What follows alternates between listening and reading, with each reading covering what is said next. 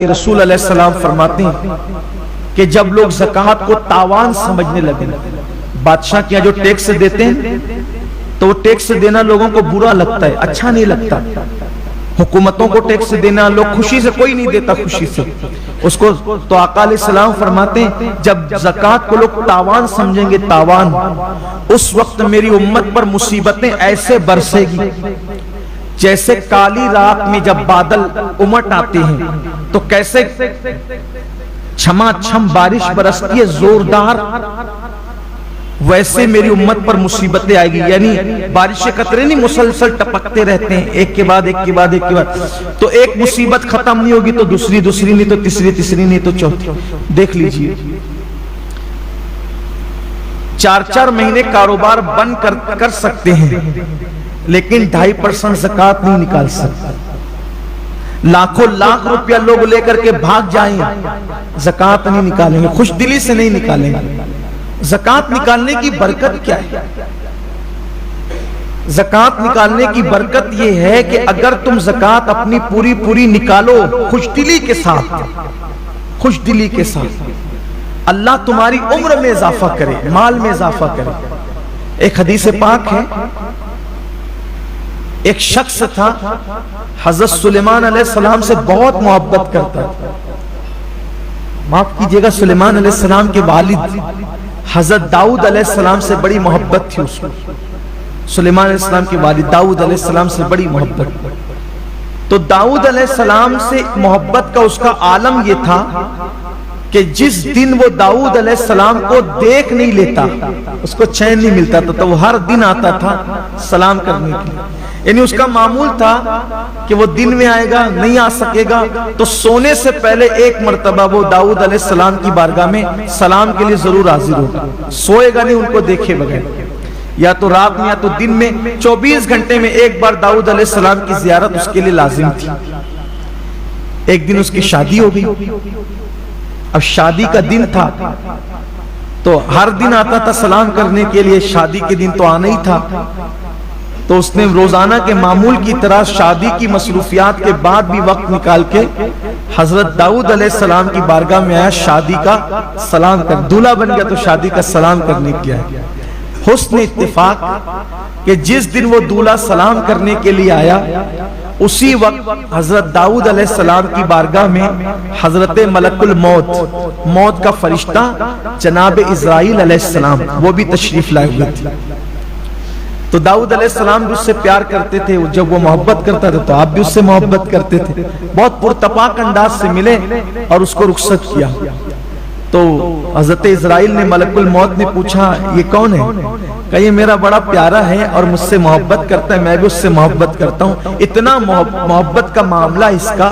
کہ جب تک سلام کر نہیں لیتا جب تک سوتا نہیں ہے، اس کا معمول یہ ہے، اور آج اس کی شادی ہوئی ہے، تو کہا داؤد اس کی زندگی کے صرف 6 دن باقی رہ گئے، اس سال میں جن لوگوں کی روح قبض کرنے کا مجھے حکم ملا ہے اس میں سے ایک یہ بھی ہے، بس 6 دن کے بعد مجھے اس کے گھر جانا ہے، کیونکہ حضرت ملک الموت ایک دن میں 360 مرتبہ ساری لوگوں کے چہرے دیکھتے ہیں، ایک دن میں 360 بار سب کو دیکھتے ہیں، اس کا وقت یہ نام اس کا ہے میری فہرست میں، اس کا نام ہے ایک دن میں 360 بار موت ہمیں دیکھتی ہے، تو حضرت داؤد علیہ السلام سے کہا کہ 6 دن کے بعد جانا ہے اس کے گھر، اس حکم ہے اللہ کا روح نکالنے کے لیے۔ بڑا افسوس ہوا لیکن کہہ کیا سکتے، کرنا کیا تھا، اللہ کا حکم ہے، ٹھیک ہے کوئی بات نہیں۔ پھر وہ شخص آتا جاتا رہا، ان 6 دن میں حضرت داؤد اس کو بڑی حسرت سے دیکھتے، 6 دن کا دولہا چلا جائے گا،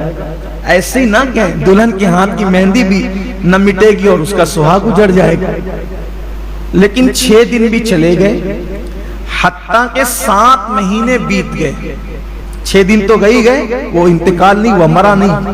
7 مہینے بیت گئے، اس درمیان میں حضرت ملک الموت آئے نہیں، 7 مہینے کے بعد آئے،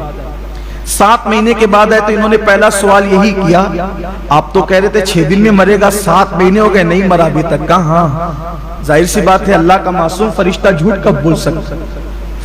فرشتوں میں رسول ہے وہ، فرشتوں میں رسول حضرت جبریل، حضرت میکائیل، حضرت اسرائیل، حضرت اسرافیل، یہ لوگ رسول فرشتے ہیں، بہت شان والے لوگ ہیں، یہ معمولی لوگ نہیں ہیں،